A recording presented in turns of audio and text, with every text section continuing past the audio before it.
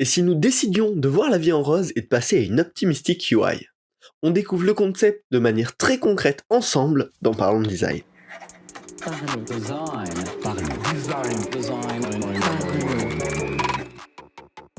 Pour la 3e saison d'affilée, The Kakatoes Theory accompagne Parlons de Design et vous propose son académie pour se former au design avec les meilleurs experts. Salut, c'est Romain Pachna, bienvenue dans Parlons de Design. Aujourd'hui, on va parler d'un concept, un petit peu d'une manière de gérer certaines interactions en design d'interface numérique. On va parler de l'optimistic UI. C'est un concept qui est à la fois omniprésent, vraiment, vous allez voir quand je vais vous présenter quelques exemples.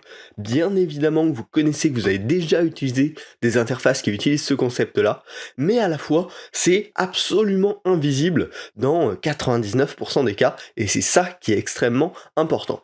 Quand j'ai découvert ça, au début, je me suis dit c'est génial, après je me suis dit mais non, mais en fait je connais carrément, et donc c'est pour ça, je pense que ça vaut le coup d'en faire un épisode ensemble, parce que c'est un concept à connaître, en tout cas à bien visualiser, pour pouvoir y penser en fait, parce que quand on l'utilise bien évidemment, c'est invisible et c'est ça qui est génial, mais quand on est designer, c'est forcément important de comprendre cette possibilité-là, pour pouvoir l'appliquer dans les bonnes conditions. Alors ne perdons pas plus de temps, et qu'est-ce que c'est le principe d'une optimistic UI ? Alors, le principe, c'est tout simplement d'augmenter la perception de rapidité de l'interface en abstrayant l'attente de la réponse du serveur. Parce que dans la plupart des services et des applications que vous pouvez utiliser, il y a des interactions avec l'extérieur, donc souvent des requêtes au serveur du service que vous utilisez, mais des fois ça peut être du transfert à une autre personne. En tout cas voilà, ces interactions-là prennent du temps, et c'est comme ça qu'on se retrouve la plupart du temps avec des temps de chargement ou juste des petits délais. Parce que la plupart de ces requêtes prennent quelques dizaines, centaines de millisecondes, mais néanmoins c'est un petit délai qui va venir s'appliquer.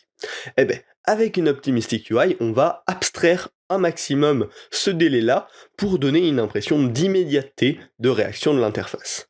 L'exemple tout bête que vous devez très probablement connaître, c'est le bouton like sur Twitter. Quand vous cliquez dessus, l'animation se lance immédiatement, comme quoi le cœur se remplit avec un joli truc en plus sur Twitter, alors qu'en fait la requête qui envoie cette information au serveur, le fait que vous avez liké qui va venir l'enregistrer en base de données, est à peine partie, et potentiellement même pas encore partie.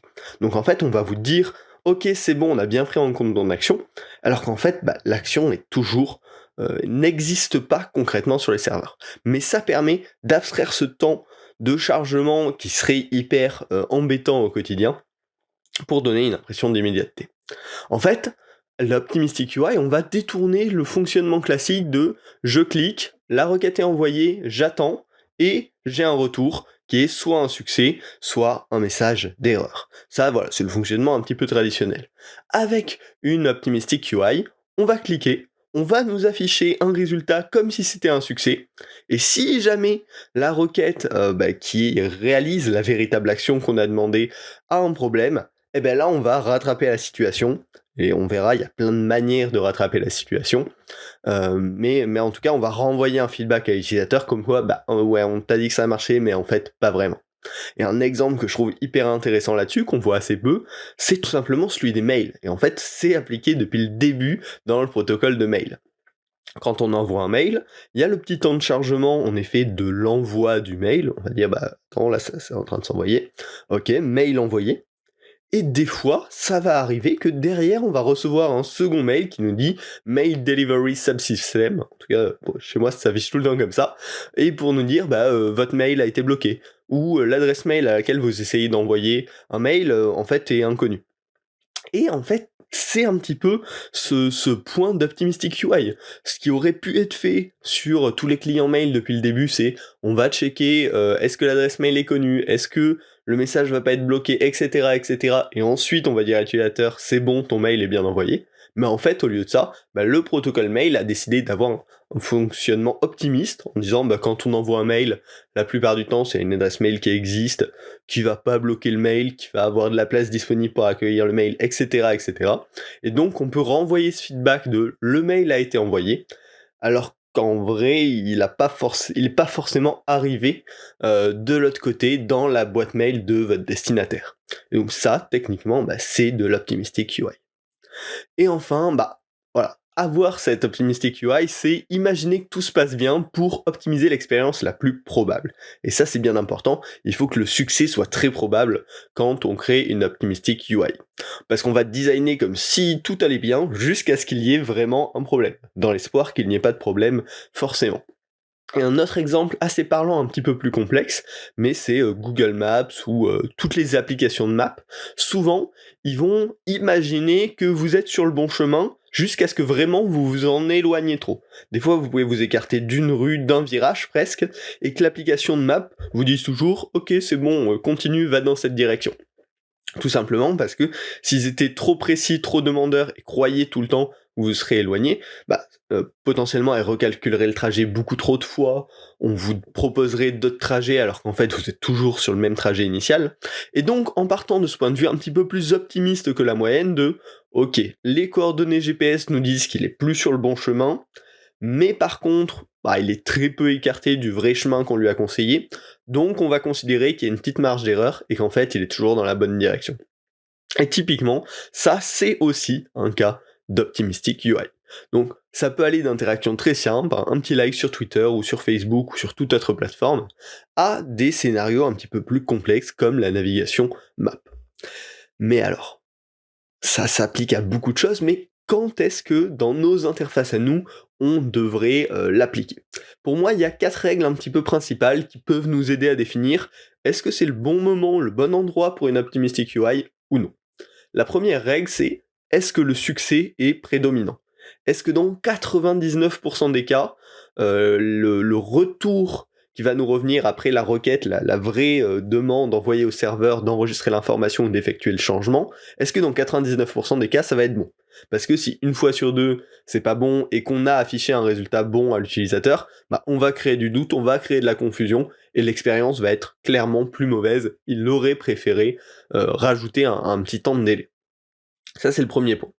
La deuxième règle, c'est est-ce que l'utilisateur ne peut pas lui-même avoir fait d'erreur? Si c'est un formulaire à remplir avec des informations à saisir, certaines casses à respecter, certains formats à respecter, et que potentiellement il y a des erreurs, soit il faut avoir absolument géré 100% des erreurs en amont côté client, soit il faut pas utiliser une optimistic UI. C'est bien sûr trop dangereux, même sur un bête formulaire de contact, d'envoyer la requête, de dire c'est bon, ta demande est bien partie, alors que potentiellement son mail est pas reconnu comme valide, ou son message est trop long, ou trop court, ou l'image qu'il a attachée n'est pas au bon format, etc., etc. Dès qu'il y a des cas d'erreur qui peuvent être liés à l'input utilisateur, soit faut absolument que ce soit géré à 100% côté client, ce qui est plutôt rare, soit pas d'optimistic UI parce que on a bien trop de chances que après lui avoir affiché ok votre formulaire de contact a bien été envoyé, finalement on lui dit ah non en fait ton mail était pas bon ou un truc comme ça. Donc faire attention, plus il y a de données en entrée sur cette requête là, plus il faut se méfier parce qu'on a des risques d'erreur derrière. Et surtout un risque d'expérience très étonnante côté utilisateur. Donc ça, c'était la seconde règle. La troisième règle, il faut absolument que l'annonce d'un faux succès ne crée pas de risque. Donc ne pas utiliser de l'optimistic UI dans des interfaces, dans des sujets critiques. Typiquement, on a vu le cas de Twitter, si on affiche qu'on a liké un tweet et que finalement c'est pas le cas, c'est pas bien grave. Bon, l'utilisateur peut être un petit peu déçu, mais ça va pas changer grand-chose. Par contre, si c'est dans une application médicale, pas besoin de faire de grands détours pour vous expliquer que là, ça peut être du risque. Si on a décidé d'enregistrer que pour tel patient, il fallait lui donner tel médicament à telle heure, qu'on croit que c'est enregistré, et que finalement c'est pas enregistré, et que le médecin suivant qui passe n'aura pas l'information, c'est extrêmement grave et donc on ne peut pas se permettre d'utiliser une optimistic UI dans ce cas-là. Alors bien sûr, j'ai pris 2 extrêmes, à vous de faire la balance là-dessus, mais s'il y a des risques que la perte d'informations soit grave et gênante pour l'utilisateur, dans ce cas-là, faut absolument éviter. Et enfin, la dernière règle, c'est si le temps de chargement réel n'est pas trop long. En effet, si globalement ça prend plus de 5 secondes, la vraie requête qui va vraiment enregistrer l'information, etc., etc., on a un risque de créer une grosse confusion chez l'utilisateur. Imaginons, dans le cas de notre like qui prendrait 20 secondes à s'exécuter pour de vrai, on va liker un tweet, on va changer de page, on va aller sur notre profil, on voit justement ce qu'on a liké récemment, et on ne le voit pas apparaître. Là, on a créé une confusion à cause de cet optimistic UI.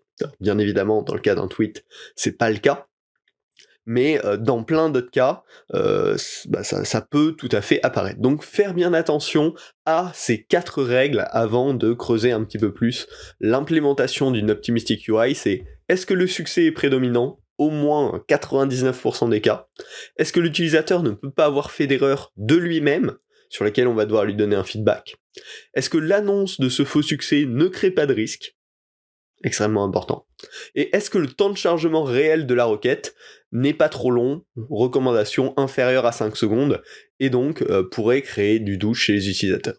Une fois que vous avez passé ces 4 règles, on a éliminé la plupart des cas dans lesquels une optimistic UI pourrait être problématique, et on va pouvoir passer à l'étape suivante, comment l'appliquer. Alors, pour appliquer ce concept d'optimistic UI dans notre propre produit, bon déjà on va bien faire attention de passer par l'étape précédente qui est est-ce que ça correspond aux 4 règles, voire plus de règles si vous avez trouvé d'autres cas spécifiques dans lesquels ça pourrait être dangereux.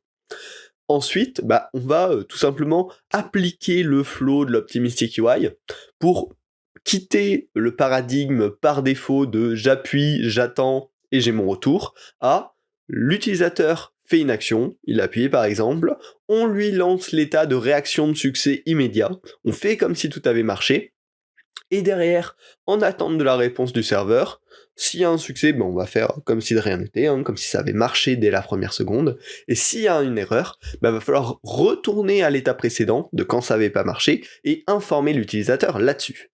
Et justement, dans ce cas d'erreur, il est extrêmement important à gérer, et il y a plein de façons de le gérer selon la criticité de l'action derrière. Par exemple, sur Twitter, le like, c'est juste un rollback. Si la requête marche pas, le cœur se vide, comme si on n'avait jamais liké, et ça s'en finit là-bas.